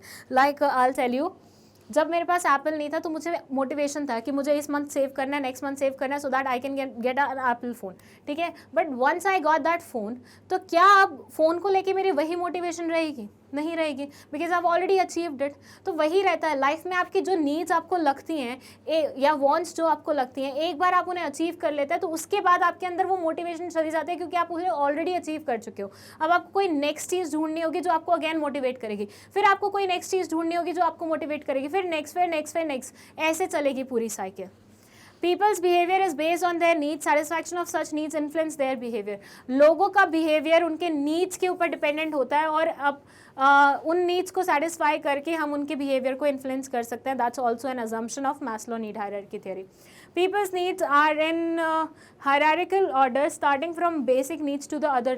ये बोलते हैं कि भैया नीड्स ना बेसिक नीड्स से और बड़ी बड़ी नीड्स पे जाती है। जैसे मान लीजिए किसी घर में खाने पीने के लिए सामान ना हो, ठीक है, तो पहले क्या वो फैंसी क्लोथ्स या फिर आईफोन हो, मेरे पास अच्छी गाड़ी हो, इन सब चीज़ों के बारे में सोचेगा नहीं। पहले वो सोचेगा कि कैसे मैं अपने घर में खाने का सामान ला सकता हूँ। एक बार ये नीड कंप्लीट हो गई, उसके बाद वो नेक्स्ट पे मूव करेगा, फिर वो नेक्स्ट पे मूव करेगा। तो आपके नीड्स बेसिक से शुरू होते हैं। बेसिक वाली नीड्स आपको सबसे ज़्यादा मोटिवेट करते हैं, पहले आप उन्हें फुलफिल करते हो, उसके बाद साइकिल में आप जाते हो ऊपर की तरफ। तो एक हायरार्किकल ऑर्डर सेट किया गया है जिसके बेसिस पे आप अपनी नीड्स फॉलो करते हो। तो that's 3 assumptions of Maslow need hierarchy theory। चलिए फटाफट इनका स्क्रीनशॉट ले लीजिए। फर्स्ट क्वेश्चन में जॉब एनरिचमेंट और एम्प्लॉय पार्टिसिपेशन का पूछा होता है। अगर 3 नंबर का क्वेश्चन है तो ये 1.5 नंबर का होगा, ये 1.5 नंबर का होगा। तो आपको ये ध्यान में रखते हुए करना है। अगर आप चाहें तो इनमें एग्जाम्पल्स भी लिख सकते हैं, जो मैं आपको हमेशा सिखाती भी हूँ। यहाँ पे लिखे नहीं हुए हैं, लेकिन आप अपनी तरफ से एग्जाम्पल भी लिख दोगे तो बहुत बढ़िया रहेगा आपका आंसर। अगेन 3 पॉइंट्स, हर एक पॉइंट का 1-1 नंबर, 3 नंबर का क्वेश्चन। ठीक है, चलिए हो गया हमारा 10th क्वेश्चन। इसका भी स्क्रीनशॉट ले लो। Now let's move to question number 11। ये क्या बोलता है देख लेते हैं। ओके, इसमें फर्स्ट क्वेश्चन है, what is meant by financial management, state the primary objective of financial management. Again 3 number का ये क्वेश्चन है और इंटरनल चॉइस में दिया हुआ है, wealth maximisation is the primary objective of financial management, explain. Wealth maximisation primary objective होता है फाइनेंशियल मैनेजमेंट का, एक्सप्लेन करना है आपको। सो आपको सबसे पहले तो बताना है फाइनेंशियल मैनेजमेंट क्या होता है। दोनों ही एक्चुअली एक ही चैप्टर से उठाए गए क्वेश्चंस हैं और प्राइमरी ऑब्जेक्टिव बताना है फाइनेंशियल मैनेजमेंट का, और उसके बाद वेल्थ मैक्सिमाइजेशन प्राइमरी ऑब्जेक्टिव होता है फाइनेंशियल मैनेजमेंट का। इस पॉइंट को आपको एक्सप्लेन करना है। ठीक है, चलिए आंसर देख लेते हैं। It says financial management may be defined as planning, organizing, directing and controlling the financial activities of an organization. The objective of financial management is to maximize shareholders' wealth, that is to maximize the market price of equity shares of the company. जो नीचे sentence दिया हुआ था, kind of आप ऊपर वाले से यही समझ सकते थे, मतलब उससे यही समझ सकते थे नीचे वाले से कि ऊपर वाले में आपको क्या आंसर लिखना है। ऊपर वाले में इन्होंने पूछा प्राइमरी ऑब्जेक्टिव क्या होता है फाइनेंशियल मैनेजमेंट का, और नीचे वाले में लिखा है wealth maximisation primary primary objective होता है। तो वही लिंक बना के आपको अपना आंसर लिख देना था, इतना सिंपल हो जाता आपके लिए। तो इन्होंने भी सेम चीज़ बोली है कि मेन इनका मकसद होता है कि शेयर होल्डर्स के वेल्थ को हम सबसे ज़्यादा इंक्रीज कैसे कर सकते हैं, ठीक है। ये मेन मोटिव होता है पूरे फाइनेंशियल मैनेजमेंट की, जितनी हम डिसीजंस लेते हैं, जितना हम तामझाम करते हैं उसका। This is because of companies funds belongs to the shareholders. ऐसा क्यों किया जाता है? क्योंकि कंपनी के जो फंड्स हैं वो शेयर होल्डर से लिए जाते हैं, शेयर होल्डर्स उस कंपनी के ऑनर बन जाते हैं, पैसे शेयर होल्डर्स ने लगाए होते हैं, and the manner in which these are invested and return earned on them determines the market value और share of the price of the shares. और इन्हीं के बेसिस पे इनको कितना रिटर्न मिलता है, इन्होंने कितने पैसे लगाए हैं, कैसे हैं, यही सब डिसाइड करता है कि मार्केट वैल्यू क्या रहेगा, प्राइस क्या रहेगा शेयर्स का। सेकेंड जो था उसमें ये लिखते हैं, wealth maximisation is the primary objective of financial management which means maximising the market value of investment in the shares of the company. Maximise करना मार्केट वैल्यू शेयर्स का, मतलब 100 रुपये के शेयर्स 1000 रुपये के करना, 1000 रुपये के शेयर्स लाख रुपये के करना, इस तरीके से आपको यही मेन ऑब्जेक्टिव रहता है। It is possible only by ensuring availability of sufficient funds eight reasonable cost. आपको सही समय पे सही अमाउंट सही रेट पे मिल जाए, वो इंश्योर करना। Ensuring effective utilisation of funds, आप फंड्स की यूटिलाइजेशन इफेक्टिवली कर पा रहे हैं। And ensuring safety of funds by creating reserves and reinvestment of profits etcetera. आप इंश्योर कर रहे हैं फंड्स की सेफ्टी, रिजर्व्स क्रिएट करके और री इन्वेस्ट करके प्रॉफिट्स को बार बार अपने ऑर्गेनाइजेशन में, ठीक है। तो चलिए, बहुत ही छोटू सा क्वेश्चन था और बहुत ही छोटू सा इसके एक्सप्लेनेशन था। आप चाहें तो थोड़ा एक्सटेंड भी कर सकते हैं 3 नंबर के लिए। मैं अगर होती तो मैं इतने पे 2 नंबर देती, 3 तो नहीं देती। तो थोड़ा सा आप चाहें तो एक्सटेंड कर सकते हैं इस पोर्शन को। स्क्रीनशॉट लेना है तो ले लीजिए, इसका स्क्रीनशॉट लेना है तो ये भी ले सकते हैं आप। यहाँ पे आप ज़्यादा से ज़्यादा ये कर सकते थे, जो पॉइंट्स आपने लिखे हैं उनको थोड़ा सा एक्सप्लेन कर सकते थे। चलिए, क्वेश्चन 12 के बारे में बात करते हैं। ये है, financial market plays an important role in the allocation of scarce resources in an economy by performing many important functions. In the light of the given statement, state any 3 functions performed by financial market. Financial market economy में बहुत बड़ा role play करते हैं। कैसे? वो scarce resources का मतलब allocation करने का काम करते हैं। In the light of this statement, इस स्टेटमेंट की लाइट में आपको 3 फंक्शंस बताने हैं जो कि फाइनेंशियल मैनेजमेंट परफॉर्म करते हैं, ठीक है। तो देखिए, functions of financial market are as follows. First है, financial markets mobilise savings of households and channelise them into the most productive uses. ये क्या करते हैं, जो हाउस होल्ड्स होते हैं, जहाँ पे लोगों के पास सेविंग्स है, जहाँ पे लोगों के पास एक्स्ट्रा पैसा है, उस पैसे को यहाँ से निकालते हैं, अपने पास तक लाते हैं, फिर आगे देते हैं उन लोगों को जो उस पैसे से कुछ प्रोडक्टिव काम करेगा, ठीक है। मतलब पैसे पड़े हुए थे, ऐसे कोई इस्तेमाल नहीं हो रहे थे, वहाँ से तुमने उठा के उस पैसे को वहाँ इस्तेमाल किया जहाँ पे पैसा पैसे को बनाएगा, पैसा प्रोडक्शन करेगा, पैसा कुछ ना कुछ वैल्यू एडिशन करेगा, ठीक है। तो आपने सोते हुए इंसान की अच्छे से वैल्यू समझी और उसे काम पे लगा दिया, सोते हुए पैसे की वैल्यू समझी और उसे काम पे लगा दिया। तो this is one function of financial market. Second है, it facilitates price discovery of the financial assets. देखिए, जो फाइनेंशियल असेट्स होते हैं, मतलब शेयर्स वगैरह जो है, डिबेंचर्स वगैरह हैं, इनका प्राइस कैसे फिक्स होता है? इनके डिमांड और सप्लाई के बेसिस पे। अब डिमांड और सप्लाई कहाँ देखी जाती है? मार्केट में देखी जाती है। मैं बोलूँ, अगर आप किसी नॉर्मल मार्केट में जाते हो तो किसी भी टी शर्ट का प्राइस कैसे डिसाइड होता है? अगर वो टी शर्ट की डिमांड बहुत ज़्यादा है तो उसका प्राइस ज़्यादा होगा। अगर उस टी शर्ट की सप्लाई बहुत कम है तो उस टी शर्ट का प्राइस बहुत ज़्यादा होगा। अगर उस पर्टिकुलर टी शर्ट की डिमांड है ही नहीं तो उसका प्राइस बहुत कम होगा। तो डिमांड और सप्लाई के बेसिस पे हम डिसाइड करते हैं वो पर्टिकुलर टी शर्ट कितने की मिलेगी। वैसे ही फाइनेंशियल असेट्स कितने में मिलेंगे वो डिसाइड करते हैं हम उसके डिमांड और सप्लाई जैसे फैक्टर से। और ये डिमांड और सप्लाई देखने के लिए हमें फाइनेंशियल मार्केट में उतरना पड़ता है, ठीक है। तो financial market price discovery facilitate कर पाता है। देन थर्ड है, financial market provide liquidity to financial assets so that they can be easily converted into cash whenever required. Financial markets liquidity provide करते हैं फाइनेंशियल असेट्स को, मतलब financial assets को बिकवाना है, हमें कैश में कन्वर्ट करना है, तो उसके लिए हमें क्या करना पड़ेगा? उसे फाइनेंशियल मार्केट में उतारो। मार्केट में उतारोगे तभी तो कोई खरीदार आएगा, उसे खरीदेगा और उससे तुम्हें पैसे जनरेट हो पाएंगे, मतलब उससे तुम फाइनेंशियल असेट को कैश में कन्वर्ट कर सकते हो। तो लिक्विडिटी भी प्रोवाइड करता है फाइनेंशियल असेट्स, को हमारा फाइनेंशियल मार्केट। ठीक है, इसमें कोई भी इंटरनल चॉइस नहीं थी, एक ही क्वेश्चन था और आपको इसका ज़बरदस्ती आंसर लिखना पड़ेगा वेदर यू लाइक इट और नॉट। ठीक है, मतलब जैसे इंटरनल चॉइसेस पहले दी हुई थी इसमें नहीं थी। ठीक है, तो इसका स्क्रीनशॉट ले लो फटाफट, हम फिर चलते हैं हमारे नेक्स्ट क्वेश्चन पे। नेक्स्ट क्वेश्चन है हमारा लॉन्ग आंसर टाइप क्वेश्चन, और ये कितने नंबर का है? ये है 5 नंबर का। जो ये नंबर मैं बार बार आपको हाईलाइट करके बता रही हूँ, क्यों बता रही हूँ? क्योंकि आपको अब जो अपनी आंसर राइटिंग करनी है वो मार्क्स के अकॉर्डिंग करनी है। अगर मार्क्स के अकॉर्डिंग तुमने नहीं किया, कम लिखा, बहुत ज़्यादा लिख दिया, तो दोनों ही टाइम में तुम्हारे मार्क्स कट सकते हैं। ठीक है, तो थोड़ा सा इस चीज़ को ध्यान में रखते हुए अपने आंसर्स लिखना। It says Shivani had been working as an assistant manager with Johnson Enterprises for last 10 years. She was very popular among her colleagues because of her commitment and dedication towards the work. When the manager senior to her retired, all her colleagues thought that now Shivani would be promoted, but to everyone's surprise, the vacant post was filled by an outsider, Mrs. Rita. Shivani felt demoralized and her performance started declining. She would abstain herself often and could not meet her targets. Mrs. Rita was a good leader who would not only instruct her subordinates but would also guide and inspire them. She noticed Shivani's behavior and felt that her performance could be improved. She started involving Shivani in decision making and issues and related to the organization and made her a part of high-level joint management committee. Shivani was now punctual in the office and her performance started improving. अच्छा, इस चीज़ पे ध्यान दीजिएगा, ये वाला case ना पहले भी आ चुका है, मैंने आपको शायद पढ़ाया हुआ है, तो पुराना ही है, कुछ नहीं है इसमें। शिवानी एक लड़की है जो कि असिस्टेंट मैनेजर है जॉनसन एंटरप्राइजेज में पिछले 10 सालों से। अभी जो उसकी सीनियर थी वो रिटायर हुई है, तो सब सोच रहे थे कि शिवानी को वो वाली पोजीशन मिल जाएगी जो उसके सीनियर की थी, बट ऐसा हुआ कि शिवानी को वो पोजीशन ना मिली, बल्कि एक आउटसाइडर रीता को हायर कर लिया उस पोजीशन के लिए। और ऑब्वियसली जो आप एक्सपेक्ट कर रहे हो तो कि तो मुझे ही मिलेगा और किसी और को मिल जाता है, तो आपको थोड़ा तो धक्का लगता ही है। तो शिवानी को भी कुछ ऐसा ही लगा और इसका थोड़ा सा मोटिवेशन लेवल कम हो गया। अभी ऑफिस टाइम पे नहीं आती थी, ढंग से काम नहीं कर पा रही थी, सब कुछ वो हो रहा था। तो रीता ने ये देख लिया और रीता को समझ में आ गया कि इसको थोड़ा ठीक करना पड़ेगा, मतलब सही करना पड़ेगा।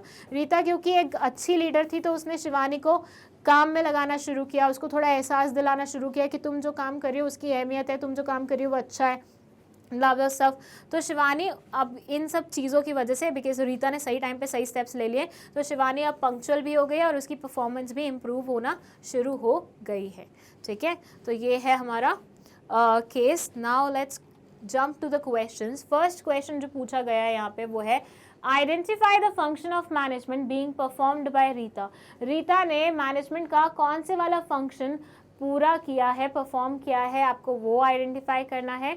नेक्स्ट है name the element of the above function of management which help Rita to improve Shivani's behaviour.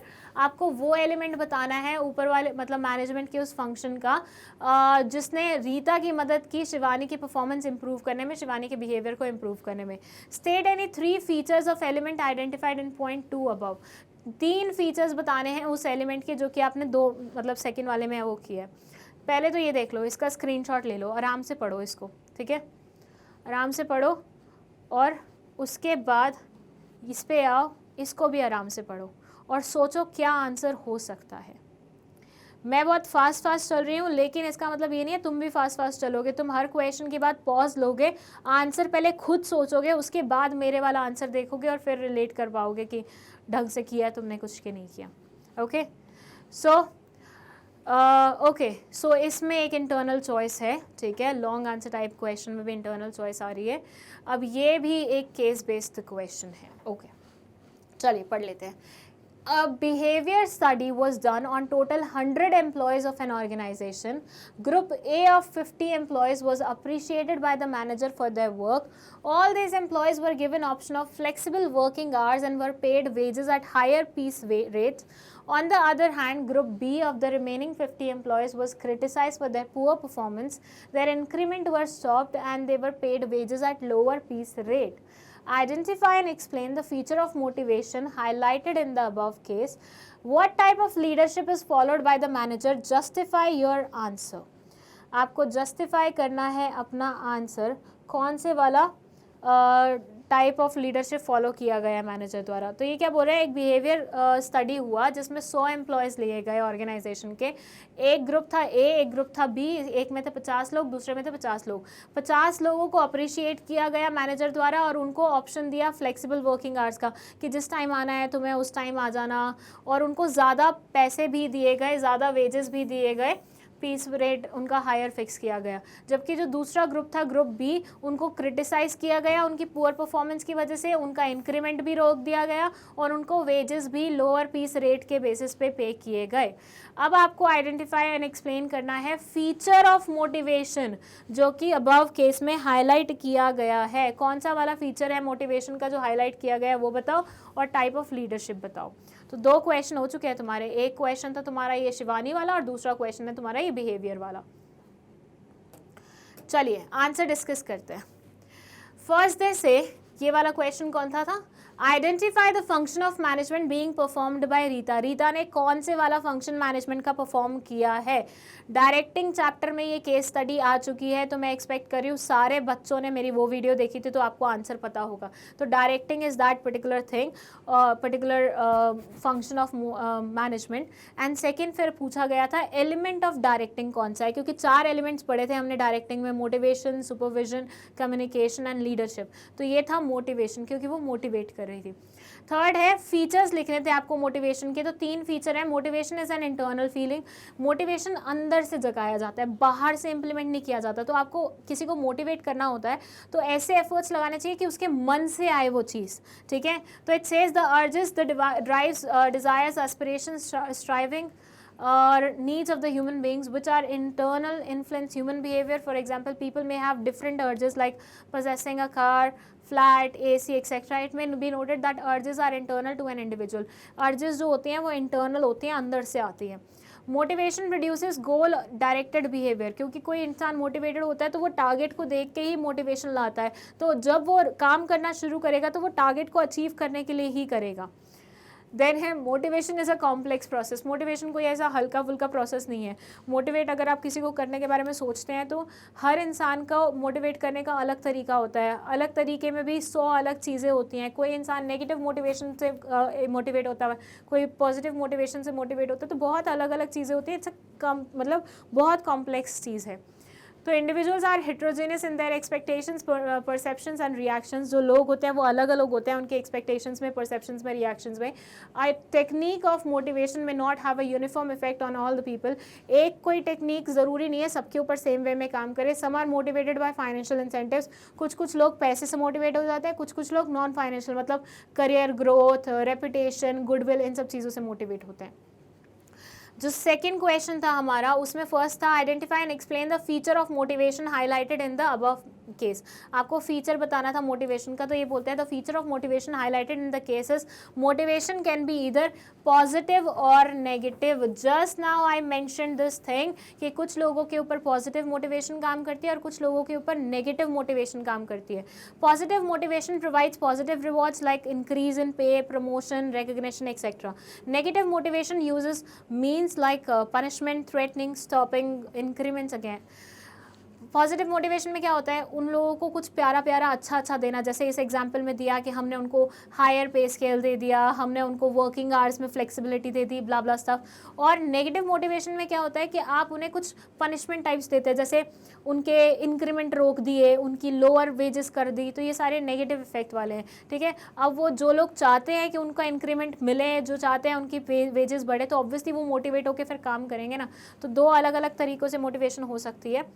और स्टाइल के बारे में बात की थी, तो स्टाइल है autocratic leadership style is followed by the manager. Autocratic style of leadership is the boss oriented, boss centred leadership style in which an autocratic leader centralises powers in himself and takes all decisions without consulting his subordinates. Autocratic में क्या होता है कि सारे फैसले इंसान खुद से लेता है, खुद मतलब बॉस बन के सोचता है, और बॉस ओरिएंटेड वे ही होता है उसका सारे डिसीजन मेकिंग का, ठीक है। वो ये नहीं सोचता कि किसी से बातचीत कर लूँ, किसी से डिस्कशन कर लूँ, लोगों से पूछ लूँ, नहीं, वो सारे डिसीजंस खुद से लेगा। और यहाँ वाले केस में उन्होंने खुद से ही लिए हैं सारे डिसीजंस, ठीक है। चलिए इसका स्क्रीनशॉट ले लीजिए आंसर्स का, ठीक है। इसका लिया था क्या स्क्रीनशॉट, इसका भी ले लो जल्दी जल्दी। ये सेकंड केस बेस्ड क्वेश्चन था। 5 नंबर के अकॉर्डिंग 3 क्वेश्चन पूछे हुए हैं और सेकंड वाले में 2 क्वेश्चन पूछे हुए हैं, तो एक्सप्लेनेशन भी वैसा ही है। This is the large ball. चलिए, now let's talk about question number 14। ये क्या बोलता है? अगेन ये भी 5 नंबर का क्वेश्चन है। ओके ये क्वेश्चन भी विदाउट इंटरनल चॉइस है। इसमें ये पूछ रहे हैं state any 5 points that highlight the importance of controlling function of management. आपको 5 पॉइंट्स हाईलाइट करने हैं इंपॉर्टेंस ऑफ कंट्रोलिंग फंक्शन के। मतलब बेसिकली आपको कंट्रोलिंग के बारे में बताना है, कंट्रोलिंग क्यों ज़रूरी होती है, और 5 कोई भी पॉइंट्स आपको उसके इंपॉर्टेंस में एक्सप्लेन करते हुए यहाँ पे बताने हैं। ठीक है, ध्यान रखिएगा 5 नंबर का क्वेश्चन है तो आपको थोड़ा सा एक्सप्लेनेशन पे ध्यान देना पड़ेगा, और हो पाए तो एग्जाम्पल्स भी इंक्लूड करना अपने आंसर में।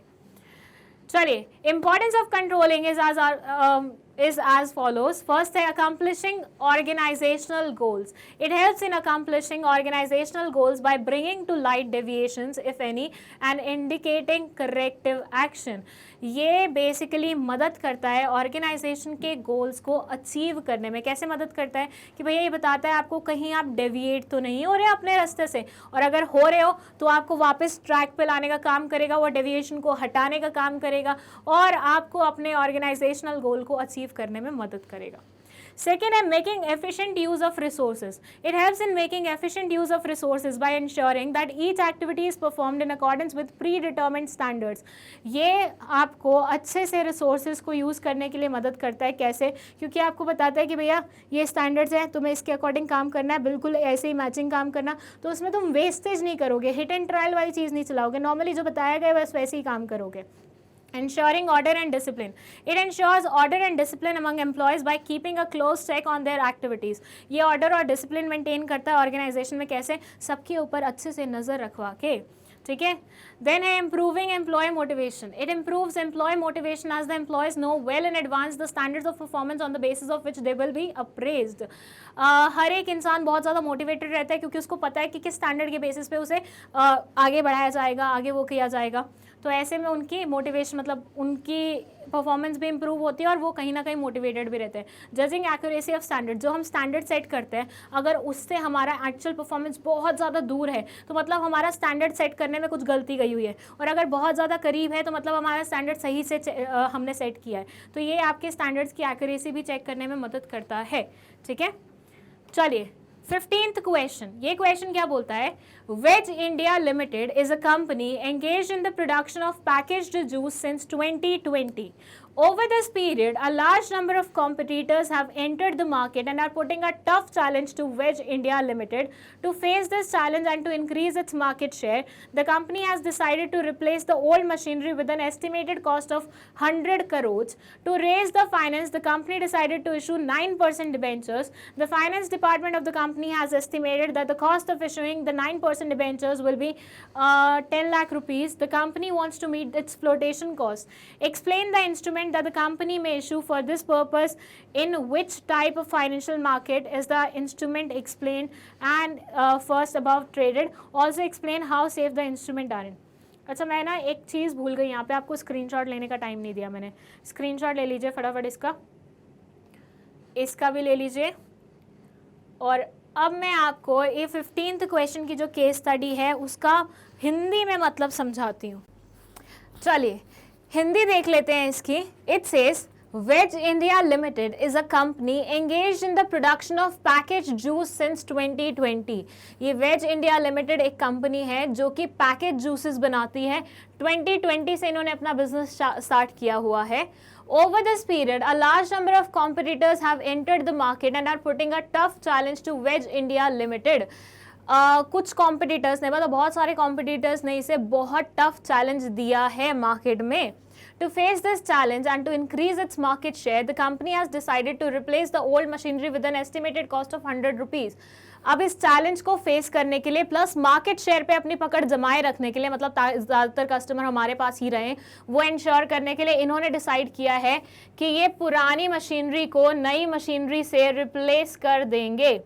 ठीक है, मतलब ये क्या लेके आएंगे, नई मशीनरी लेके आएंगे। बट मुझे ऐसा लग रहा है ये जो डेट यहाँ पे दी हुई है ना 2020, ये थोड़ी सी गलत दी हुई है। क्यों? क्योंकि अभी 2020 तो अभी गया, अभी 2022 चल रहा है, ठीक है। तो 2 साल के बीच में कौन अपनी मशीनरी चेंज करता है? मशीनरी इतनी फास्ट पेस पे भी चेंज नहीं होती है, और दैट टू जब बात इतनी हैवी इन्वेस्टमेंट की हो, तो माइट बी दैट इज 2000 या 2002, ठीक है। तो ईयर देख लेना, ईयर यहाँ पे गलत दिया हुआ है। और हाँ, सेम चीज़ मैं तुम्हें एक और बता देती हूँ कि पेपर में जब तुम पढ़ रहे होते हो ना, ऐसे कॉमन सेंस वाली, मतलब थोड़ा सा अपना कॉमन सेंस जागरूक रखा करो। ये नहीं कि पेपर में जो लिखा हुआ है वो सच ही होगा, पेपर में भी मिस्टेक्स हो सकती हैं। थोड़ा सा मतलब अपना दिमाग खोल के पढ़ना, ठीक है। ऐसे नहीं कि लिखा हुआ है तो बस कर दो कर दो कर दो, वो काम नहीं होना चाहिए। इंटेलिजेंट स्टूडेंट्स की वही पहचान होती है कि वो गलती निकाल सकते हैं, ठीक है। तो वो गलती अगर तुम्हारे पेपर में है तो तुम्हें निकालनी आनी चाहिए। To raise the finance the company decided to issue 9% debentures. अब भैया 100 करोड़ रुपीस चाहिए, कोई छोटी मोटी रकम तो चाहिए नहीं। अब इतनी बड़ी रकम के लिए कंपनी ने डिसाइड किया है कि 9% डिबेंचर्स वो क्या करेंगे, इशू करेंगे।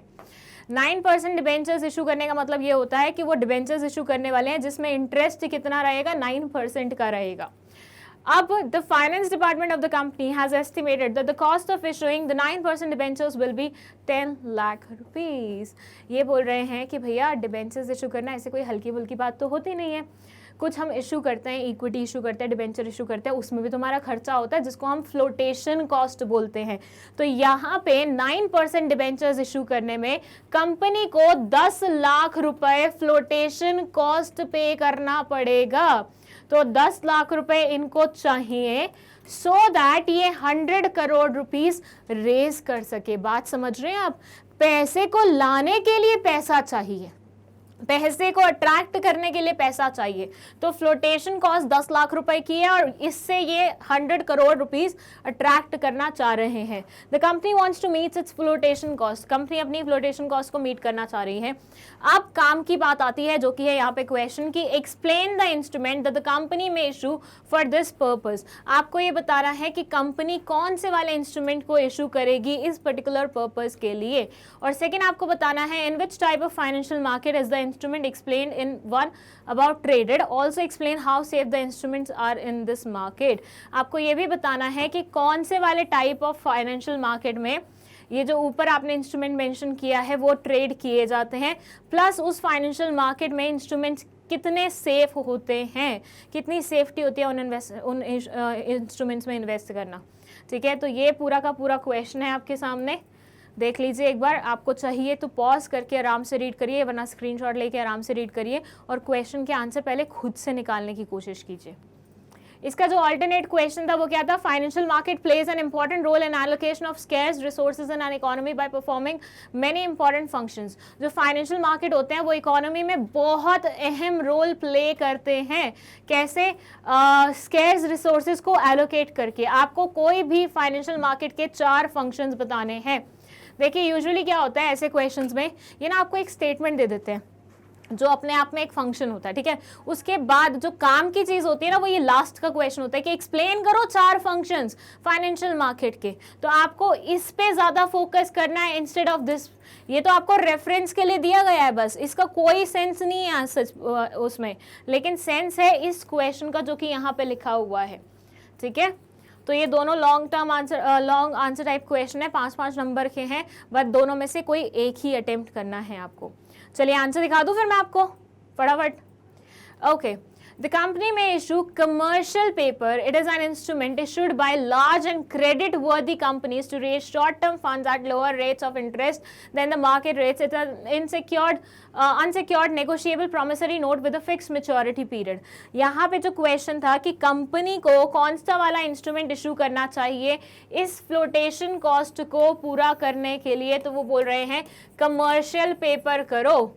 क्यों? क्योंकि इस पर्टिकुलर कंपनी का नाम अच्छा है मार्केट में, ठीक है। तो कमर्शियल पेपर एक इंस्ट्रूमेंट है जिसे आप इशू कर सकते हो। और कमर्शियल पेपर कौन से वाले मार्केट में ट्रेड किया जाता है? ये शॉर्ट टर्म के लिए होता है, तो ये मनी मार्केट में ट्रेड किया जाता है। आपको पता है ना मनी मार्केट की कॉन्सेप्ट और कैपिटल मार्केट की कॉन्सेप्ट। मनी मार्केट में शॉर्ट टर्म फंड्स जो होते हैं वो ट्रेड किए जाते हैं, वेयर एज कैपिटल मार्केट में लॉन्ग टर्म फंड्स जो होते हैं वो ट्रेड किए जाते हैं। तो शॉर्ट टर्म फंड्स मतलब commercial paper short term funds हुआ, कमर्शियल पेपर को हम मनी मार्केट में ट्रेड करेंगे। Money market instruments are safe due to the following reasons. फिर इन्होंने एक क्वेश्चन पूछा था कि how safe the instruments are in that particular market जिसमें फर्स्ट का रेफरेंस दिया गया था, फर्स्ट आंसर का रेफरेंस दिया गया था। तो ये बोल रहे हैं money market are instruments are safe due to the following reasons. First है financial soundness of the issuers which primarily are government banks and highly rated companies, और सेकंड है शॉर्ट ड्यूरेशन ऑफ इन्वेस्टिंग, ज़्यादा लंबे समय के लिए तो होता नहीं है, और दूसरा मैक्सिमम केसेस में banks, government, wealthy companies, credit वर्दी कंपनीज ये इन्वॉल्व होती हैं। मैंने आपको जब मैं पढ़ा रही थी तभी भी आपको बताया था टी बिल्स वगैरह होते हैं, ट्रेजरी बिल्स, आरबीआई इशू करता है ऑन बिहाफ ऑफ गवर्नमेंट। अब भाई गवर्नमेंट के पास ही अगर तुम पैसा लगाओगे और उसी के ऊपर भरोसा नहीं करोगे तो तुम्हारा इस देश में रहने का कोई सेंस ही नहीं बनता, ठीक है। ये बात मान के चलो कि गवर्नमेंट सीधे मुंह कभी धोखा नहीं देगी। आई एम नॉट सेइंग कि वो कभी धोखा नहीं देगी, धोखा दे सकती है, लेकिन जहां पे बकायदा उसका नाम इन्वॉल्व हो जाता है, जहां पे उस पे डायरेक्ट उंगली उठ सकती है, वहां पे गवर्नमेंट कभी धोखा नहीं देगी, बैंक्स कभी धोखा नहीं देंगे, ठीक है। तो ये वो मतलब अगर लोग इन्हीं पे रिलाई नहीं कर पाएंगे, ऐसा समझ के देखो, अगर लोग इन्हीं पे भरोसा नहीं कर पाएंगे तो देश का तो मतलब साथ चलने का कोई सेंस नहीं बनता, राइट। अगर आप अपने एडमिनिस्ट्रेशन पे, अपने गवर्नमेंट पे, अपने बैंक्स पे, इन पे ही भरोसा नहीं करते हो तो फिर I don't think so there is any sense in living in India, right? So basically ये मैक्सिमम जो कमर्शियल जो मनी मार्केट इंस्ट्रूमेंट्स हैं वो ज़्यादातर इन लोगों से लिंक्ड होते हैं जो कि माना जाता है कि धोखाधड़ी नहीं करेंगे लोगों के साथ। तो येस इंडीड सेफ होते हैं ये इंस्ट्रूमेंट्स। और सेकंड शॉर्ट ड्यूरेशन के लिए भी होते हैं, 1 साल से कम टाइम पीरियड के अंदर अंदर हो जाते हैं, कई कई की तो टोटली 14 डेज की ड्यूरेशन होती है। तो इतने में क्या ही बड़ा धोखा हो जाएगा तुम्हारे साथ, है ना। धोखा कब हो सकता है? जब लंबा ड्यूरेशन हो, 10, 15, 20, 30 साल वाली चीज हो, वहां धोखा होने की पॉसिबिलिटी ज्यादा होती है। सेकेंड क्वेश्चन था हमारा फाइनेंशियल मार्केट के कोई भी 4 फंक्शंस बताने हैं। फर्स्ट है mobilisation of savings and channelising. ये बोलते हैं कि भैया देखो ऐसे बहुत सारे लोग हैं जिनके पास एक्स्ट्रा पैसा है, अब आप क्या करिए उनका एक्स्ट्रा पैसा लीजिए, आप मतलब फाइनेंशियल मार्केट वाले। फाइनेंशियल मार्केट वाले क्या करते हैं, उनका पैसा लेते हैं, ठीक है, उनका पैसा फिर ऐसे लोगों को देते हैं जो उस पैसे से कुछ प्रोडक्टिव काम करता है। तो आप सेविंग्स को, घर पे पड़ी हुई, आइडियली पड़ी हुई सेविंग्स को निकालते हैं और उनको प्रोडक्टिव कामों में चैनलाइज करते हैं। सेकेंड है फैसिलिटेटिंग प्राइस डिस्कवरी। ये शायद सारे पॉइंट्स मैं आपको एक्सप्लेन कर चुकी हूँ, चलो दोबारा से बता देती हूँ।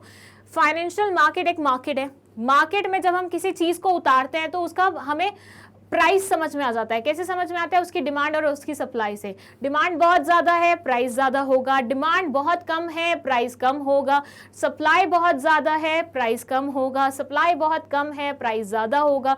डिमांड और सप्लाई के बेसिस पे आपने डिसाइड किया कि भैया इस इंस्ट्रूमेंट का प्राइस क्या होना चाहिए। तो किसी भी फाइनेंशियल असेट का, किसी भी फाइनेंशियल इंस्ट्रूमेंट का अगर प्राइस आपको पता करना रहता है तो वो आप फाइनेंशियल मार्केट में उस इंस्ट्रूमेंट को उतार के देख सकते हैं। It says them into most productive uses. A financial market facilitates the transfer of savings from savers to investors. Thus, it helps in channelizing surplus funds into the most productive uses और facilitating price discovery में ये बोलते हैं।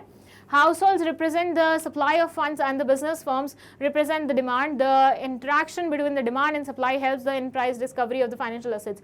I don't think so मुझे आपको ये demand और supply वाली चीज़ें बताने की ज़रूरत है क्योंकि साक्षी मैम ने ऑलरेडी आपको ये सारी कॉन्सेप्ट बहुत अच्छे तरीके से एक्सप्लेन करी हुई हैं, राइट। चलिए नेक्स्ट 2 पॉइंट्स पे चलते हैं। It says providing liquidity to the financial assets. Liquidity का मतलब क्या होता है? किसी भी चीज को कितनी जल्दी से हम कैश में कन्वर्ट कर पाते हैं। अब भैया कोई चीज हमें बेचनी है, फाइनेंशियल असेट्स हमें बेच रहे हैं, पर हमारे पास मार्केट नहीं है, तो हमें उसे बेचना कितना ज्यादा मुश्किल होगा, तो कितना लेस लिक्विड हो जाएगा वो। लेकिन अगर हमें एक प्लेटफॉर्म मिल जाता है कि भैया यहाँ आओ, बेचो तुम्हें जो भी बेचना है, तो फाइनेंशियल असेट्स तुम वहां लेके आए हो, ठीक है, कौन से मार्केट में? फाइनेंशियल मार्केट में। तो यहाँ पे तुम्हें खरीदार मिलने की उम्मीद है, वहां पे तुम इजिली बेच पाओगे, अपने असेट्स को कैश में कन्वर्ट कर लोगे। तो लिक्विडिटी हुई क्या नहीं हुई? हुई।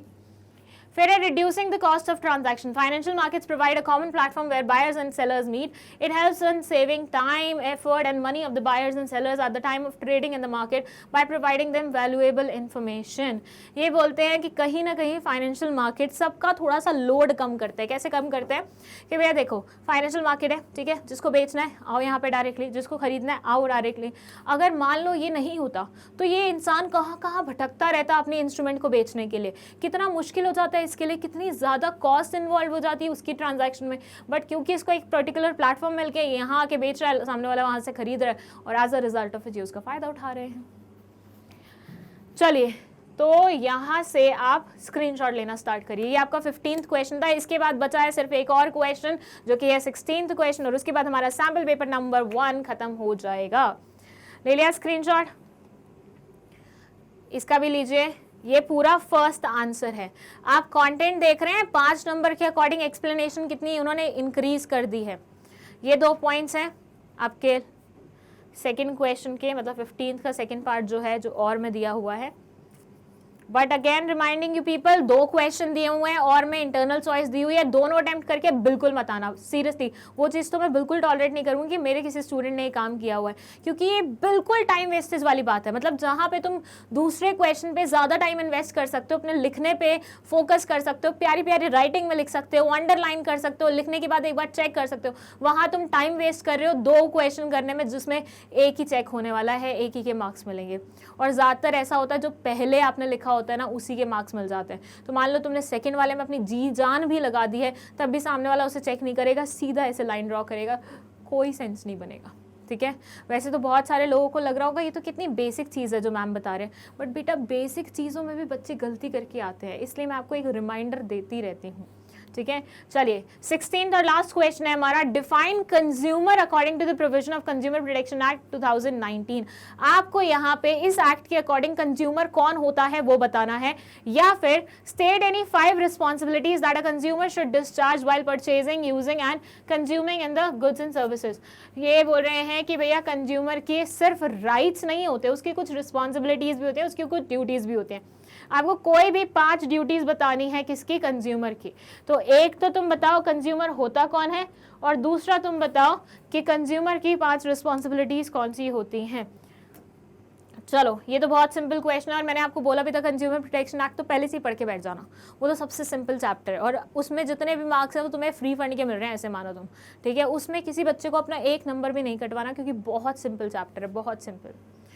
Any person who buys any goods for the consideration which has been paid or promised, ध्यान देना यहाँ पे हर अगला वर्ड जरूरी है. ठीक है, ये बोलते हैं under the consumer Protection act. Consumer Protection act के अंडर कंज्यूमर की जो डेफिनेशन है वो कुछ इस प्रकार से है, जिसमें हर वर्ड को आपको ध्यान रखना है.